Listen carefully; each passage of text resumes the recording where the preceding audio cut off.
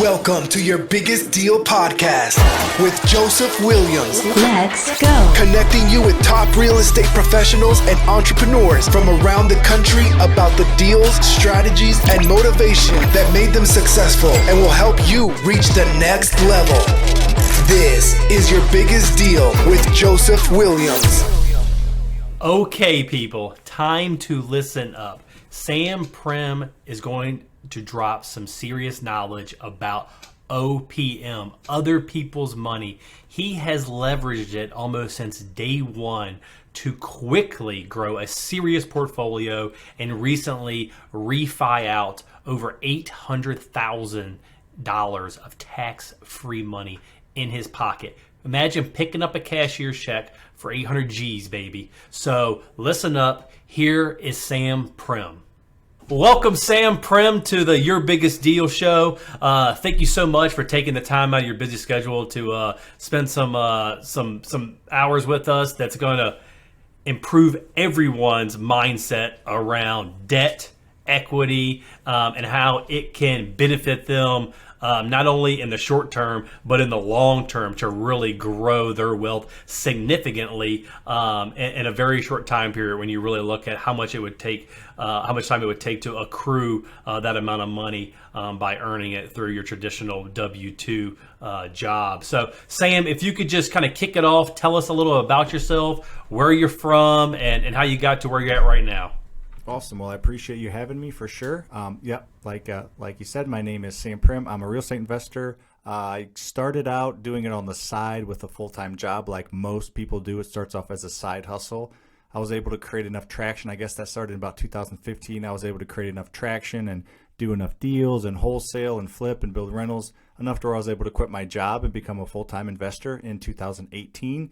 And since then, I've been able to acquire a $16 million rental portfolio, as you said, without using a dime of my own money, as well as we flip about 200 houses a year, again, without using any of our own money. So I've just been able to understand debt and leverage debt and utilize that to, grow my wealth and be able to become full-time real estate investor and be able to become financially free without using any of my own money. So it's kind of a beautiful thing. Yeah, we were talking before we started recording about Sam using OPM, other people's money, and he has leveraged that to an extreme for someone starting out and just kind of diving in on that route. A lot of investors seem to understand that later on, but for you to kind of take that course right out of the gate and ramp up so quick, I think that's something that other people could say, hey, I need to do it like the big guys are doing, right from the start, versus, trying to bankroll it all themselves, like I said. So this show is all about your biggest deal, the deal that either changed your mindset for the future on your career, or it could be monetary wise. It sounds like you kind of got both of those wrapped into one of your deals. So if you kind of want to tee up that deal, and then we can kind of do a deep dive on it and kind of unravel that onion a little bit. Yeah, for sure. We'll kind of start at the end and then work our way to the beginning and back towards it. I like it. So my biggest deal was kind of a monetary thing as well as a proof of concept. I needed that proof of concept that we'll talk about, that everything I had done over the past few years, it all kind of boiled down to one big deal with a good amount of money and just kind of proved that the concept and the things that I had been doing worked and will continue to work. So what it was it was a portfolio refinance. It was about a year and a half ago.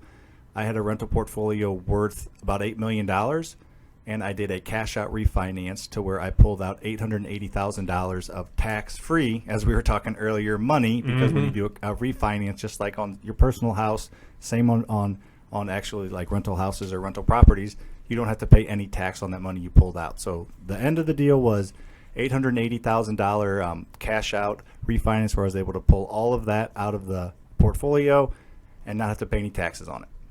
Yeah, that is amazing. And just for clarification, everyone, that is not a line of credit, a HELOC. He paid off all his old debt, brought new debt on board, but when he did that, the property is appraised at a higher value, and he was able to take a percentage of that out and actually put it into his savings or checking account, and he can go do whatever he wants for it. It was a cashier's check. Yep. It was a cashier's check. Go do whatever you want, just like cash. Have fun, tax free, which is what is that like? Probably 1.2 million tax money. Yeah, you're when it probably all right. boils down to it. Yeah, so that is a amazing deal. Now you said you had a pretty large portfolio. Had you acquired those properties over time, like one by one, using other people's money as well, which I'm assuming. And I mean, were they flips? Are you getting them from wholesalers? Like, how did you grow such a large portfolio in a relative short amount of time? Yeah, for sure. So we grew it in about a 5-year time frame, I would say, me and my business partner, Lucas. And the majority, I'd say 80% of it was in that last 2.5 years. So most of it was toward the latter part of what was going on. But yeah, we kind of acquired properties. They were single-family rentals. We had a couple smaller multifamilies in there. But yeah, we did everything using other people's money. So we went into debt to buy an asset that produces cash. So kind of we talked a little bit earlier about TikTok. I have one TikTok that has crazy. I didn't tell you this, Joseph. It was kind of my first big one. It has 3 years of watch time, and it's a 40-second TikTok. So it has 3 years. So go back 3 years ago. That's how long that video has been watched, which is crazy. The video's 6 months old, but anyways. Yeah. And the kind of the thought behind that video and kind of what I've been known for and what I've been pushing and teaching and preaching, because I've seen the proof in the pudding with this refinance, is you can utilize other people's money to grow wealth. The biggest differentiator between the lower class and the middle class and the upper class is your understanding of debt and your understanding of it and your leverage of it. If the upper class, like you talked earlier, people that that have big businesses and do big things, and people that have these huge portfolios that learn how to use debt, most of them learn it down the line, but I kind of learned it from the beginning. We need to do what all these other big people do, and these big investors as well as these companies. They utilize debt. The wealthy people utilize other people's money to buy assets they couldn't pay cash for, and then they take the cash flow from that asset and they pay off the debt. So I owe the banks a lot of money, but I don't pay it. All my renters pay it, and then the properties go up in value, and then eventually I can pull out that equity like I did, and take a $500,000, $1 million, whatever it is, tax free, because of the equity that was created by other people's money. Yes, and you kind of touched on a lot of things that is a double-edged, triple-edged, I don't know, quadruple-edged sword there. Not only do the properties go up in value, you're also paying down your debt on that property. But not that you're not paying it, your renters are paying it. You also are able to depreciate the asset, right, to help with taxes, and you're hopefully getting cash flow every month off of it. So there's 4 things of just having one house or one apartment building that all benefits you. And at the end of the day, after that initial acquisition, either your money or other people's money, they all benefit you, but someone else is actually funding that bill for you. When it comes down to it. Now, when you look at other people's money, a lot of people, they're worried, like, well, how do I find money? Things like that. And I'm sure you will say, my biggest piece of advice is just find a good deal. If you can find a good deal, you can find the money, right? So who have you leveraged the most? Has it been like hard money, national? Is it a guy on the street you're shaking hands with for private money? Is it community banks? And how did you kind of build those relationships? Yeah, great question. So kind of all three, you kind of alluded to all 3 of them. The 3 biggest buckets are going to be that private money, that hard money, and those are both for the short-term purchase and rehab. Mm-hmm. And then the long-term funding comes from those small local banks or credit unions. So those are the 3 buckets mainly.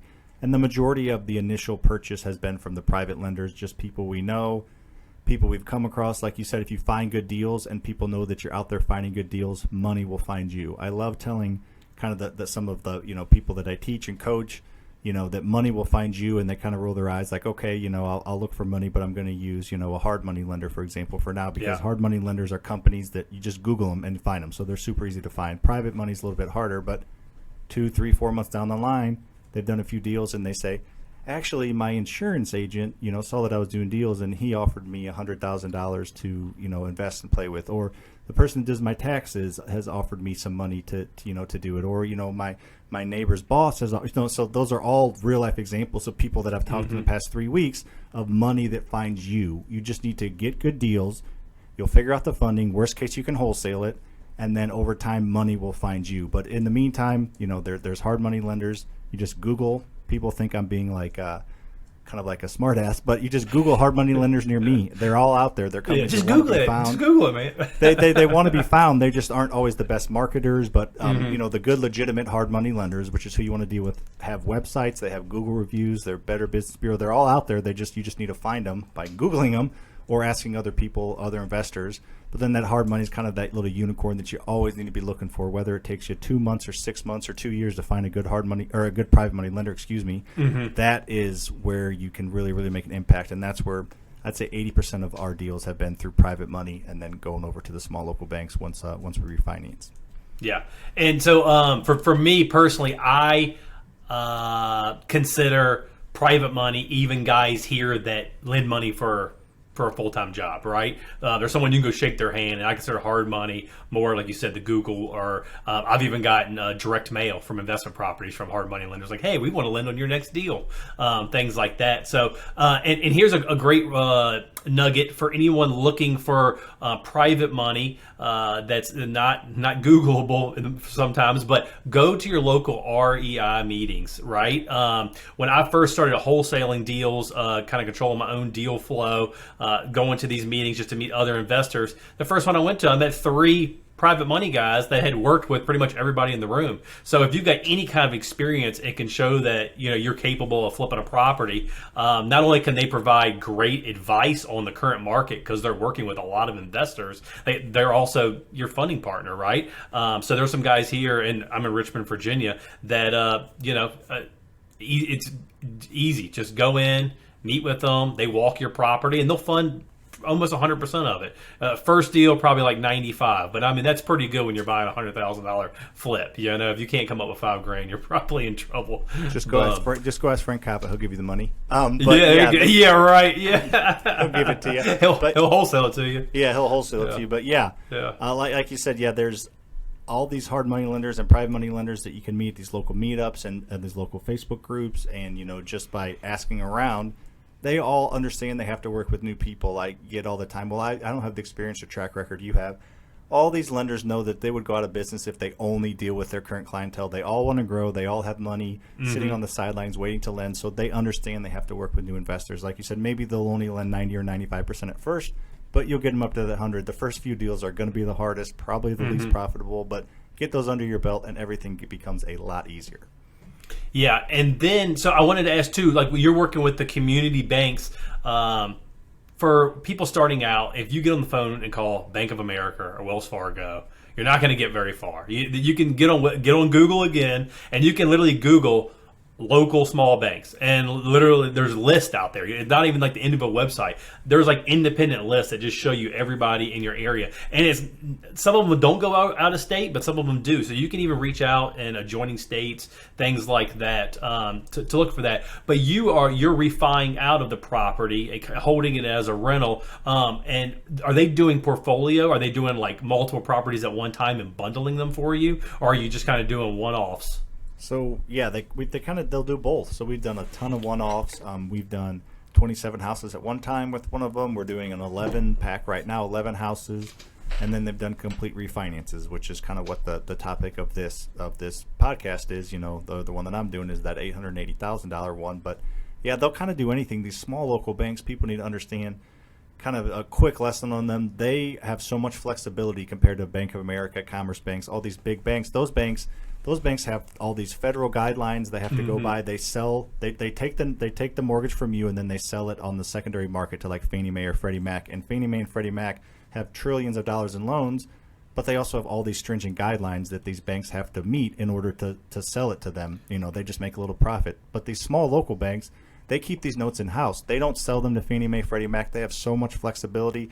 They can do 30-year AM as opposed to, some other banks might not. They can do less down, or they can do lower interest rates, or they can package things together. They can honestly almost do whatever they want within reason. Then they won't always do that. I mean, eventually they might if you have a relationship with them, but they can. I mean, we took one of our portfolio refinances that we're talking about. We got a 30-year amortization, which is pretty hard to do in commercial lending, as well as a 10-year fixed rate at 4%. So we're able to get a crazy rates that you couldn't get anywhere else because we had developed a relationship, and because that bank has the flexibility to do what they want. because they keep the notes in house and make interest on them monthly. They don't just make a chunk when they sell it off to the secondary market. Yeah, that's great advice. And here's another tidbit too. With we're just working with the community banks. Call a bunch of them. Some of them, the appetite changes at them, right? So like just recently, I was reaching out to some community banks, and we've had all of these COVID loans going on, whatever it might be, EIDL, PPP, all this stuff going on. But a lot of the ones, their appetite changed because they were just getting the government secure PPP loans, and they were just rolling those out the door, right? So I found the right person. Literally, it's like the vice president of commercial lending for a small community bank, and I was looking for a credit line, uncollateralized. So I'm not signing anything for houses or anything. And he said, "How much you want?" I said, "Well, $250K." And he goes, "Well," a couple of days later, came back. He said, "Well, if you do $249, I don't have to send it to anybody, and I can just sign it." And I said, "Okay, deal." Right? So deal. Is that easy? Yeah, deal. I think I can do that. So, and that allows you to go flip 2, 3, 4 houses, whatever your market bears with that price. And, I'm paying like, I think it's, prime plus 1. So like right now it's like 3.5%, 4% interest annualized, so I could kick out $250K for the entire year at 4% interest if I wanted to, and it's that's just amazing. Free money with appreciation and inflation. That is literally free money. Yes, 100%, and that's why you've alluded to it, and the whole podcast here is that debt is good. Good debt is good. High quality debt is good. Good debt is great. Yeah, there you go. Especially now, what's going on with appreciation and things like that, and being able to borrow at under that 4% mark. Because once with the increased inflation going on right now, it's crazy. So, great advice on how to find some cash out there. So, this debt, obviously, you said proof of concept. It not only proved to you, it probably proved to people around you what you've been preaching for the last years, that like this is going to pay off big. Now, how did that change your life, like going forward? It sounds like you want to teach other people how to do it, for one thing. Yeah, you're right. It kind of happened around the same time I started this, this Faster Freedom thing and all these social media, trying to teach other people the power of properly utilizing debt. Because obviously, if you go into debt, buying bad debt or the wrong way or over leveraging, you can get in a lot of trouble. But if you go about it the right way, don't over leverage yourself. Have an appropriate amount of equity in there. The sky's, pretty much the limit. There's really nothing you can't do. You can have, if banks are willing to do it and you have a track record, you have 1,000 loans with, you don't, there's not like a limit of how many loans or how many LLCs you can start. You can do as many as you want. That's how all these people become millionaires and multimillionaires and billionaires, is through owning real estate, So, yeah, it just kind of proved that over the prior, 4 or 5 years, I was buying a bunch of assets with other people's money. I was, rehabbing them and then refinancing them and, paying back the initial lender. And then I had a bunch of bank debt mortgages on all my rental properties that the tenants were paying. The properties looked like they were going up in value. I know I was paying the note down. Just, it kind of all made a ton of sense on paper, but it didn't actually prove it. It all looked good. But then once we actually got all the properties appraised, the bank said, yeah, we'll do what we said we were going to do. We'll give you, 75% loan. And a loan to value, and then anything below that, compared to what you used to owe, you can take as tax-free money. It just kind of, I always thought, well, they're not going to actually write me a check for $880,000. They're going to say, oh, we'll only do $500, or no, it was just kind of all up in the air. But then once they wrote the check, moved on, they act like it was no big deal, and moved on. All right, bring us your next property, and let's keep rolling. It was just like, wow, that all this debt, all this money, all this equity that we created, all this cash flow we created, all these properties we have that are in great condition and that have gone up 15% since then, is, it all works, and it really does work. And we're actually doing another refinance right now, actually, because the properties went up so much in value. We're gonna pull out about $500,000 this time, because when I did this refinance, I had about a $8 million rental portfolio. Now I've added more; it's about $16 million in the past year. We're going to pull out about $500, and we're just going to pay off 5 rentals and have 5 paid off rentals to have that, ability to line of credits, or just to have that to leverage to do bigger things with. Yeah, and it sounds funny, but it's probably easier paying one big mortgage check versus 206 or whatever it was. Yeah, no, you're right. Yeah, no, it's it's a big chunk of money every month, but guess what? We do things the right way. We collect way more in rent than our mortgage and all owning expenses, but definitely the mortgage, where it's it's even through COVID, we collected 99% of rent. because we have nice Yeah. houses. We take care of our tenants. So it just kind of all proved itself. We pulled out, close to $1 million of tax-free money when COVID hit. And then throughout COVID, we did the right thing, and we're still collecting 99% of rent. So we have no trouble paying any of our debt to our lenders or, any other owning expenses, because you do things the right way and you don't over leverage yourself. Like I said earlier, the sky's pretty much the limit. Yeah. Don't believe everybody horror stories about being a landlord or managing properties. It is what it is. You're dealing with people. That's 99% of it. And if you treat them right, and you do all of your pre application must do's like background checks, things like that. Most of the time you're pretty good. I've through all of COVID, I had one person pay me late. She paid me 2 weeks late. But we were, I was like, I couldn't believe it because, I was even kind of feeding into some of the stuff coming down the pipeline a year ago. I'm like, oh gosh, what's going to happen? But so don't be afraid to kind of jump in with both feet when it comes to that. So I know I'm going to ask something I know a lot of people are thinking. How did you find so many houses to acquire in that amount of time? You said you flipped 200 houses a year? Yeah. So a few different companies. Our flipping company, which is buying and selling, not holding long term. We did 204 houses last year. So a majority of them are wholesaled, but we probably rehabbed 60 to 70 of them. So we did quite a few rehabs as well as just wholesaling, which is buying, getting property under contract and then either selling it after closing or before closing without repairing it. You're just taking a house at a discount and selling it to an investor at a discount and making the spread. But yeah, so we do a lot of different things. We probably buy 60% of our deals from other wholesalers or real estate agents. $0 in marketing spend. Anybody on here can do it. Go to those local meetups. There's, like you said earlier, there's private money lenders there. So if you go to a local meetup with 100 people, there's probably 3 or 4 private lenders, like you said, but there's probably about 60 wholesalers there. That's kind of the wholesaler hangout. Yeah. And at our meetup, we have 150 to 200 people there every single month. And there's probably 5 or 6 houses a month that get bought and sold there. Wholesalers and landlords meet together. I got this deal or I got that. And we actually bring them up at the beginning of the thing. For 10 minutes, people just bring up their properties or what they're looking for. We call it haves and wants, and houses get bought and sold there. So there's so many different options. The biggest and best thing that I would suggest for newer investors would be don't spend any money on direct mail. Don't, spend $1,000 sending out direct mail 1 month because you got to do it for 6 months in a row to start to actually get decent lead flow in that $6,000. So I would just say leverage your time and talk to wholesalers, talk to real estate agents, talk to other investors, and go to those local meetups, and you will be surprised how many deals you can find. If you're looking to buy 5 houses in the next 6 to 12 months and it's your very first 6 to 12 months, you can 100% do that with relationships and not spending any money in marketing.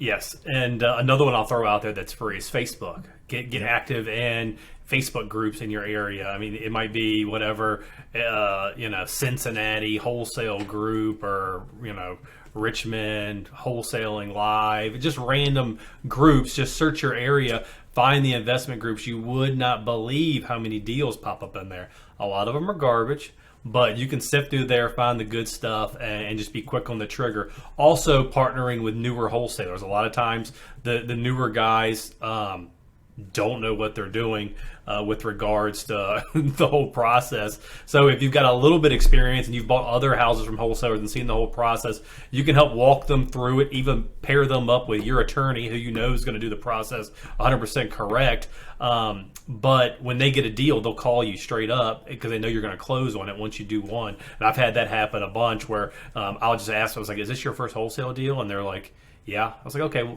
no problem. No big deal. And then the next one, you just get a phone call. It doesn't even hit the open market. It's like, hey, I got this house. You want it? Yeah, I'll take it for the same price. Here's your $10,000. Let's move on. It's a relationship business. It really is. I can't think of many other industries that are more relationship driven. I know all of them are, but I can't think of one that would be more relationship driven than real estate. Yeah. And I was talking to a realtor today, and she's like, well, it's probably pretty hard finding deals right now, isn't it? I can't find any. And I'm just like, I don't buy anything really that's on the market. Everything's off market. So and a lot of our other guests, say the same thing. It's about shaking hands, and kissing babies, I guess. There you go. Yeah, great. So So it sounds like you're rocking and rolling. I mean, that's a great story. And if anybody wants to learn more with regards to exactly what Sam's doing with his OPM, other people's money, refinancing, BRRRR style strategy, go follow him for sure at Sam Faster Freedom on Instagram, TikTok, YouTube. There's going to be plenty of information on how to get more involved with his education and his videos. What is your kind of long-term goal here? You know, right now you're young, fit, handsome. What do you want to do? What do you want to do? Yeah, no. Oh, I didn't hear that part. Can you say that last part again? Yeah, there you go. My mic went out. Yeah. No. Yeah. So right now it's kind of, we set goals quarterly and yearly, and have a 3-year and 5-year business plans for all of our businesses. I have a few of them now. The main goal right now is just growth. Like you said, younger. I appreciate all that other nice compliments, but yeah, so I'm 33. Own about $16 million in real estate. We got a 29-unit apartment complex under contract now. So by the end of the year, it'll probably be more like $22 or $23 million worth of real estate. My goal is to own $100 million in real estate by the time I'm 40. So I got 7 years to get about another 75 to 80 million. So that's my goal, is to do that right now for the rental company, for the rental company. And then, this education company is just to grow like a brand, like kind of bigger pockets, almost type brand out there. So right now the goal is honestly just growth. I don't have some, big, goal in 50 years to be somewhere, when I'm 50 to be somewhere. The goal is just kind of growth and kind of that $100 million mark for my rental portfolio right now. Yeah. Have fun while you're doing it, right? And turn around and hand it to your kids and say you're welcome. You're right. I don't know if that's backwards but it says generational wealth is created here. That's kind of the purpose of all of this. Yep. I've actually boiled it down to one word recently, Joseph, and it's just impact. Trying to make an impact on my current family, my my circle of friends, my whether it be people online, and then just generational, make an impact. I don't want to, it just makes me cringe to think about when I was 25.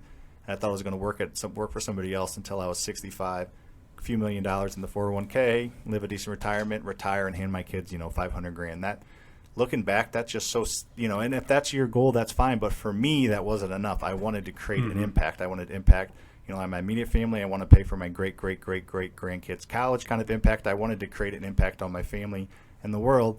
The best way to do that is to create financial freedom. The best way to create financial freedom is real estate. So it just all kind of works together. Mm-hmm. Yes, and my one word, I guess impact is a good outward-facing word. I guess my selfish inner-facing word is freedom, right? So I can do what I want. And you take it down to the next level. I looked at my wife one day and I said, I want our girls right now to be able to say, I want to be an artist or whatever it is. Like, what is actually your dream? And be able to chase that dream for a while and not have to worry about, I got to graduate high school. I got to go to college and get my, salary job and my 6-figure salary, this and that. I want to give them the freedom to be able to chase a dream and not have to worry but so much about, what's around the corner, and all that's about financial freedom in all reality, and not having to work for the man. And I know you agree with me, and this is a whole nother rabbit hole that we probably should set up another podcast for, is about education around finance within the school systems today, and really no one being taught anything about how everything we're talked about today about how it works, because even this is like surface level compared to what the big guys do out there. So we've kind of touched base a little bit about Sam's Instagram page. What books and podcasts or influencers have you followed starting out or even now that you find very beneficial to kind of your education and most importantly probably your mindset? Yeah, I think that last part you kind of really hit it. So I kind of get my mindset, my positivity, the vision, my business and entrepreneurship, feed that through books. Obviously Rich Dad Poor Dad, everybody read. Think and Grow Rich, Good to Great by Jim Collins, Pitch Anything, Eat That Frog. Just a kind of books about mindset and going out and taking action. Even though he's crazy, 10X, love that book too. Grant's a crazy man. So that's kind of where I get my mindset and business, for lack of a better word, acumen from. And then as far as like my active content and like learning about like the new techniques in real estate or new things that people are doing, that's from podcasts and YouTube channels, like podcasts just like this and the stuff I got going on as well. And then other influences, obviously Bigger Pockets been a big one. And then I'm actually in a mastermind with the one we talked about earlier. Frank's Kava's in it, and then like I'm Ryan Pineda, and then Kong. I'm real good buddies with all those guys, and just dealing with other people that are going through the same thing you're going through at the level that you're going through it is, invaluable. So that's kind of just trying to see what else is out there, and just even there's channels out there that have 150 YouTube subscribers that I've stumbled across a video and learned a ton. So it doesn't really matter quite their influence. There's just so much information out there. It's not even funny that you just got to go out and search and find. There's no reason.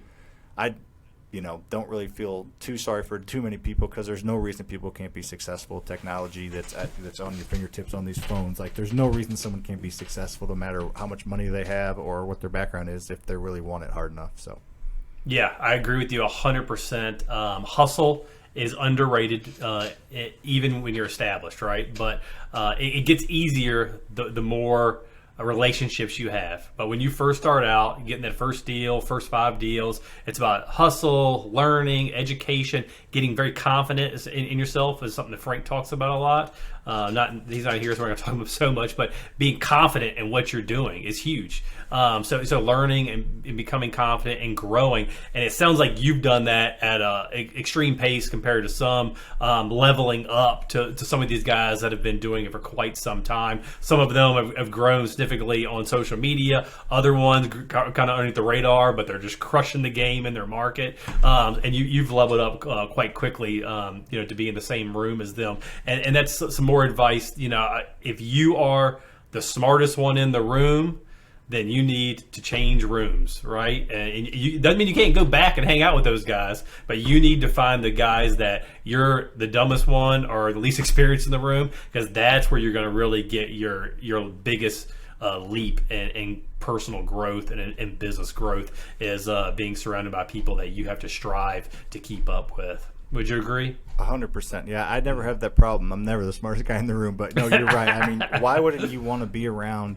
This goes for just your circle of friends, your circle of business groups, your if you're in somebody's coaching group or mentor group, whatever it is. Why wouldn't you want to be around a group of people that have already been through or going through what you're going through, so you can get a more efficient and effective path to where you want to go, rather so you don't make the same mistakes that they did, when they can just tell you, hey, don't do that, and then you don't do it, and you have a more efficient path and probably save tens of thousands of dollars. So just by your circle you're around, you're the most corny thing you can say, but it's true. Your network is equal to your net worth. It just kind of is what it is.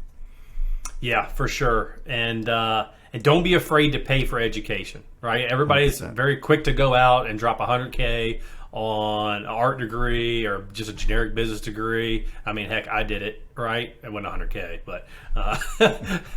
but spending some money for just a little course to get you started. As you grow, spending a little bit more money on like a mentorship, because like Sam said, they're going to prevent you from wasting a lot of money. Like he said a little while ago, there's a lot of services out there that would lead you to believe like you should come and spend $5,000 with us and just send out a bunch of direct mail.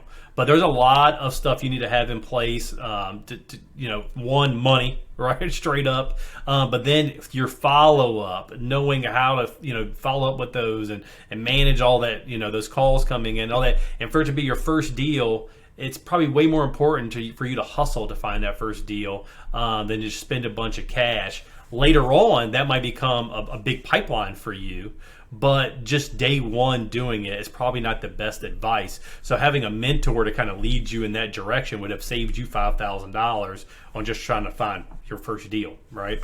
Yeah, I 100% agree. I think that to just round that out is every single successful real estate investor I know, and now you included, has 2 things in common. Every single one. I don't know one successful real estate investor doesn't have these 2 things.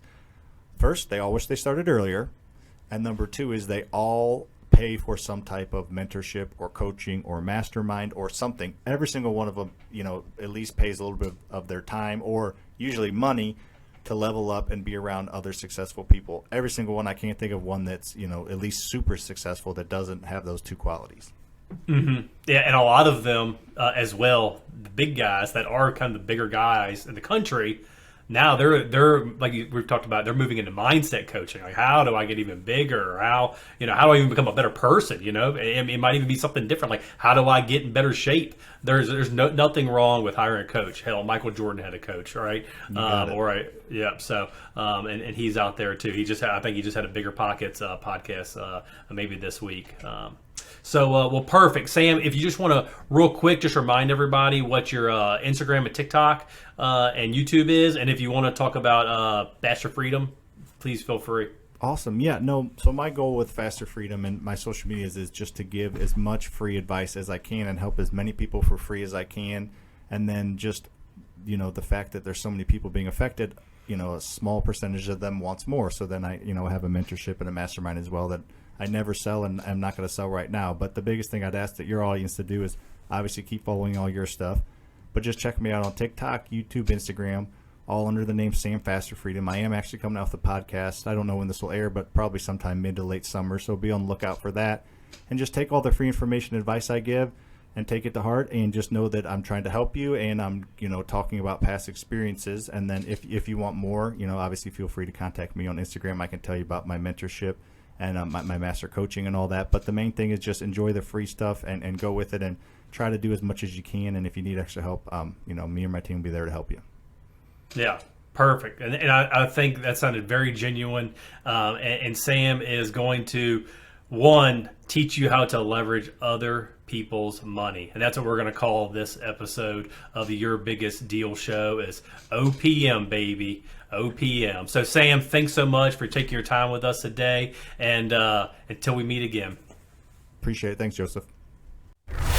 Thank you for listening to another amazing episode of Your Biggest Deal. Please like, subscribe, and share with friends. And don't forget to tag Your Biggest Deal on Facebook and Instagram. To connect with Joseph Williams or for questions and feedback, visit yourbiggestdeal.com. Thank you for listening and learning. Now, it's time to take action.